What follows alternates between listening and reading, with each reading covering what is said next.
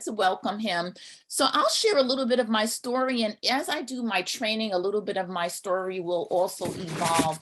So as you know, I am a physician. I've been a physician for over 20 years. I was one of these nerdy kids, loved school, had nerdy parents, and they said the traditional things: go to school, get good grades, have a good career. And I did that. I don't regret a moment of my education, a moment of my career. I am getting to do something I had wanted to do before I even knew what the word obstetrician was. I knew I wanted to be the doctor that delivered babies. And so I'm getting to live that dream of something I've always wanted. But along that journey, things happen, right? The journey is not always completely linear. And while I was enjoying what I was doing as a physician, I had my own babies. And I started to do some reading. And my husband and I, we met literally on labor and delivery. So funny story. And we got married, and now we're balancing two physicians, two little kids, live-in nanny, all of those things, a calendar that was like, who's on first, who's on second, who's on third. And I had started reading some books on wealth. And one of the things I read, traditional book, Rich Dad, Poor Dad, and started understanding this concept of business ownership and investing being the way to have true wealth.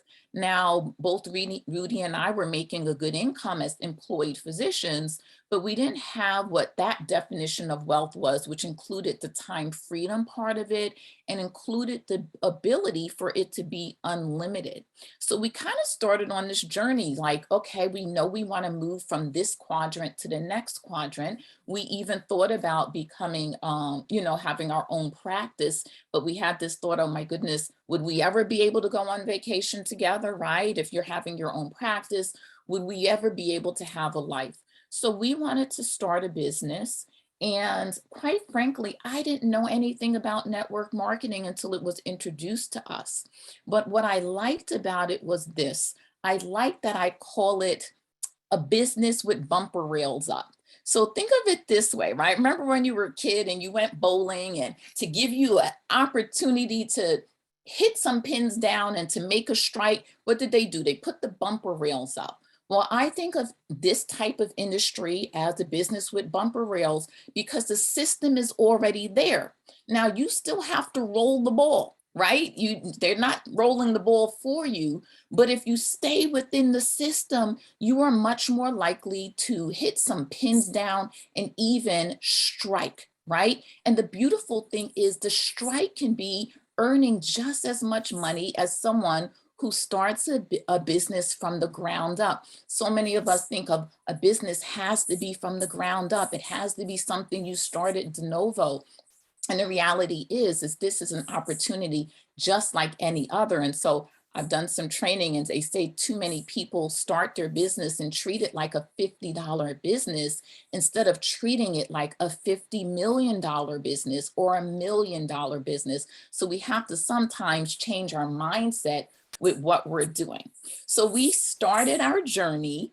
And if you're a little bit like me, and a part of my journey is, like I mentioned, I am an employee physician making a great income, being taxed left and right. And I had to go, quite frankly, from having this career job mindset to having a business mindset.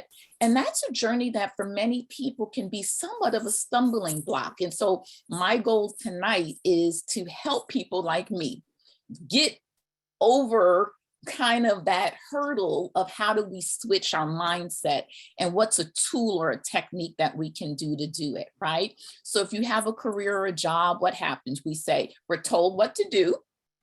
We know when to do it, right? We know the pace, right? They're gonna, if you're working at a pace that's much slower than your comrade, you're gonna be told about that. You have reports, you have a manager. But you start a business and it's so exciting. Oh my gosh, this is going to be awesome. I get to decide what to do. I get to decide the time that I'm going to spend. I get to decide what my goals are and what my time commitment is. And that is amazing But how many of us have heard the term a confused mind does nothing? Anyone hear that term, right? Yeah. Oh my gosh. And so it's amazing, but how many of us go into our job not knowing what we're going to do that day? Would you say it's pretty unusual, right? You going to work, you No, know, huh? no, No, right? not unusual. You know what you're doing. It's pretty much laid out for you. And there's all of these, you know, there's all of these parameters and things that you need to meet. Or you've got your business and you're excited about it, but you don't have all of those things being set for you. And so you've got to figure out yourself, what do I do? When am I going to do it? What time commitment do I have and what results and how do I get there? How do I get there? And I love the beginning part of our system. That's why I call it a business with bumper rails, because they're telling you exactly what you need to do. That's why it's so important, particularly if you're brand new. Follow the system. They're really trying to help you to make those first pins go down, to make that strike by having those guidelines and the system already in place. But we want to be able to kind of continue along that path. And so my goal is to give you this simple tool, and it's called the DMO. And a lot of people who've been in this industry know what a DMO is. It's a daily method of operation. Daily method of operation. It's like having a system that you know every single day what you're going to be doing. Now, there's just like in your job, there might be a special going on and there might be something you need to work on a little bit different, but you already have an outline every day of what you're going to do so that you're not walking around confused in your business. And we're going to hash out some potential DMOs. And I'm going to be a little careful here because, like many of you on the line, I started this business. I was working in medicine. I had toddlers. I sometimes didn't have every single day. So I'm going to change it a little bit to have a consistent method of operation or a DMO. But you do want it to be consistent. And I'm going to tell you why. And I'm going to use another analogy. Now, if you know me, I am not into sports. Again, I'm geeky. I love being athletic, but I'm going to use ice hockey as an analogy. Okay, so bear with me, but I'm making my own rules related to this ice hockey game. You're playing ice hockey, right? At first I was calling it a field, and I was like, oh no, it's a rink. So you're on the ice hockey rink, and you're here, and you've got your puck, and you want to get it into the goal on the other side, right? And you're kind of trying to figure out what it is that you need to do. But on my rink, there's no opposing team. All you have to do is get the puck into the goal, okay? On my rink, there's no goalie trying to stop you from getting where you want to go. You just have to consistently move this puck down the ice rink to get the goal. That's it. It sounds pretty simple, but I'm going to make my ice rink a little bit more challenging. And when you do activity on a consistent or daily basis, I'm going to move this rink where that puck moves down the rink a lot faster. Now, if you don't do consistent activity or daily activity, the ice rink is going to tilt a little bit differently, not in your favor, right? And so if you're gone for 2 weeks, you've done a whole bunch of activity, you're like, I'm almost there. And then you're gone for 2 weeks. Well, no, that puck doesn't really stay there. It's moved back again, okay? So this is Kelly's sporting rules. And so you get to come on this sporting journey with me.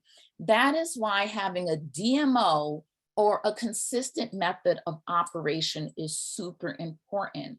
But again, you know why it's important. Now, what do I do? Okay, in the beginning, we talked about, your list and the first 10 people and consistent behavior with going through the rest of your list.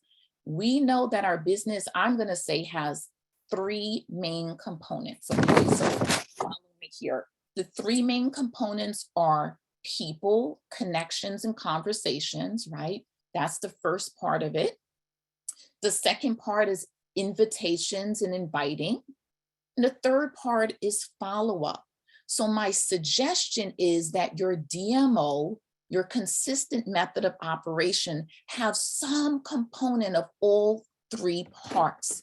And I'm going to tell you why, right? So you're on this ice hockey rink and you're like, oh, this is easy. I'm my own boss. I've got my own time. And you have that puck and it's on one side and you're hitting the puck this way, you're hitting the puck that way. It's going left, it's going right, it's going in circles. And you are like, my puck is not going into the goal, right? How many people do that? They're starting on one thing and then they're on to the next thing and they're on to the next thing. And they're spending a lot of time, they're spending a lot of energy, but they're not moving that puck consistently down, not the course or the field, but the rink. I'll get it right. They're not consistently moving it down the rink. Or they do the other thing, which is they hit it real hard one day, right? It's moved a lot. They stop the activity and then, or maybe they did all of one thing. They created a big list. They started conversations on everyone on that list, but then they didn't do the invite or the follow-up. And again, that puck is going around in a circle. It's not moving consistently down. So we want to have some type of consistent activity that's consistently moving the puck. I don't mind if it's a little movement or you have a lot of time, because we don't, remember, you're the only one on the ice rink. You're not comparing yourself on this ice rink with the person who has 8 hours a day and they're doing it full time, right? You're comparing it with what you can do in your period of time. But as long as it's moving, you're going to eventually hit the goal. You're going to get it into the goal. So I said there's three main components: the people, connections, and conversations. There's your invite, and then there's your follow-up. And we know under people, connections, and conversations, there's about 5 main areas, right? There's our family and friends. That's one way that we have people we already know, connections. We have networking, and there are people on this, on this call who are masterful at networking. We have social media as a way on that side of the list, right? We have leads.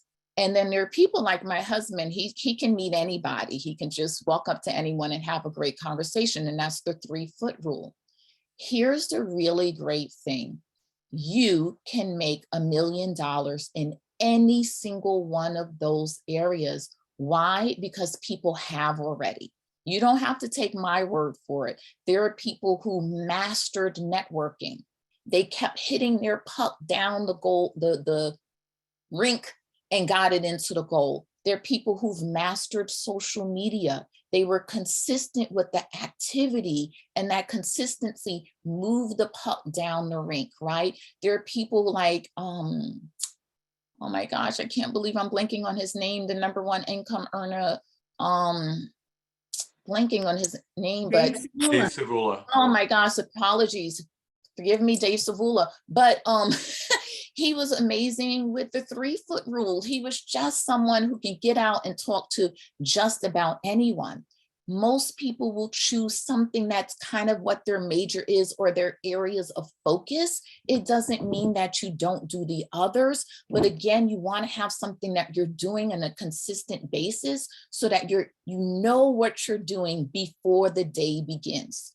So choose any one of those areas and come up with something that you're going to do on a daily basis that's either connecting and having conversations with people in that family and friends, networking groups, social media leads, or 3-foot rule, and then something that you're consistently doing, maybe on a daily basis or very consistently with. How many people am I going to have conversations with, right? How many people am I going to invite to see something, live event, face-to-face, a video to watch? And then how many people am I going to follow up with? So I'm going to open up the call to some of our veterans to come up and brainstorm with some of our new people with what could potentially be DMOs in some of these areas, okay? So let's start with leads. And Liz, you were masterful in leads, right? So if you had someone and they had a power hour and they had about 15-minute increments of time and they wanted to come up with a DMO for leads, and I'm putting you on the spot, what would you say could be something, again, for those of us who were transitioning from working and maybe we didn't have 6, 8 hours, but we had a power hour and we wanted our DMO to be about leads? What would you say would be a DMO that might hit all three of those areas? I would definitely say start by following up with the leads that you exposed yesterday and the day before, because each person needs a second or a third touch or nudge, right? That's probably how Linda is getting so many engagements, by nudging them, following up with them. And so start there, because if we don't, then we run out of time and then we never follow up, and then we kind of let that go by the wayside. And then I would spend the rest of that 50 minutes or whatever time you have making new exposures, reaching out to new leads that haven't yet answered the phone or haven't yet responded. So first start off by following up with the last 24 to 48 hours worth of new leads that you did make a connection with, and then spend the rest of the time reaching out to leads that never responded or answered the phone. Excellent. I love that. Anyone else who's doing leads that has maybe their own DMO? Like, I love how Liz was saying, start with a follow-up. Sometimes people start with all of the new connections, but the fortune is in the follow-up. And so if you've got 15 minutes, 15 minutes, 15 minutes, maybe it's, I'm going to do 5 follow-ups in 15 minutes because not everyone's going to answer. I'm going to do 5 new phone calls, and I'm going to have 5 people that I'm going to invite to see information, right? So you can see, I know exactly what I'm doing. I'm not confused about it, because a confused mind does nothing. And I've got a plan in place that can be easily duplicatable. You can do it every single day in your power hour. Anyone else who does leads that has something that maybe they do every day that can help people? Oh, I see you raising your hand, Linda. Yes, kind of a little bit what Liz said. So, daily you get new leads. Those are your new leads. And like Liz said, go back to the leads from yesterday, or 3 days, or 5 days, or 10 days, or 20 days, right? And follow up with them. And like today, I was looking, oh my gosh, there's people I only called once from 7 days ago. I need to call them again. Mm-hmm. Right. So go back, and those people, like Liz said, they haven't, picked up and had that conversation, try to reach out again. So yes, that's exactly. Back to you, Kelly. Great job, by the way. Excellent. Thank you. Let's talk about social media. Again, you will know what your major or the thing that you're going to maybe focus on a little bit more. But Dawn, yes, you are social media queen. Share with us. This is potential DMOs, you guys. These are ideas. So, Dawn, what would you say might be a DMO for someone in social media? Yeah, you know what? I actually have it in my calendar. Every morning, I belong to about 7 or 8 groups on Facebook, whether they're business groups or just hobby groups, some nursing groups, that sort of thing. And I'm on Alignable, and I started a group on Nextdoor, so I'm very heavy into Nextdoor in my area. Every morning I'm up at 5:30, 6 o'clock, because I've got to work every day. And I post, I run commercials basically. When I say run commercials, I literally make a contact in my Prospect by Legal Shield of the name of the group. And then I post something from Prospect every single day in all of those areas. And I can't see if individual people are clicking, but the group is clicking. So it's amazing and if they want more information, then they fill out the form on there and I get it. But that's my way of doing activity. And then, so a day doesn't go by, because subliminally, that's what commercials are for, right? We see the same commercial over and over and over again, and it gets in your mind. And I told the team, I said, why don't we do the same thing? So I've got people on my team. We all wake up in the morning and we post every single day and everything, right? Now, does that generate memberships? Yes, but you've got to reach out to a lot of people. So that's just one of the things that I do. That's one of 4 things that I do, is every single day that happens. Love it.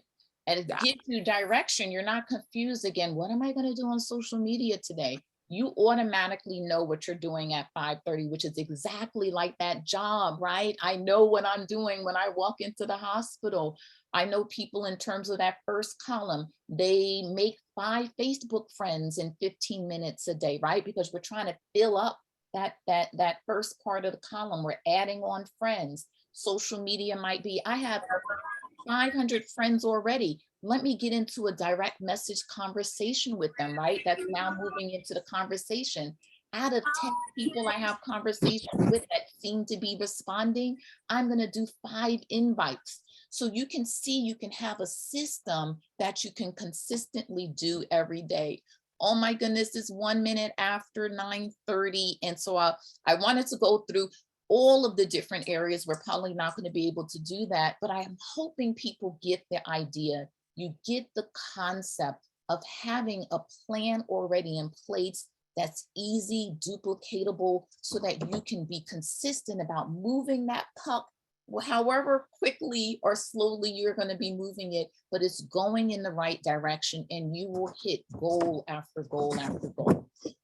There's networking, and I know people are networkers, but I'm not going to go into that. So hopefully that helps someone who's like me, who's trying to transition from that employee mentality to a business mentality.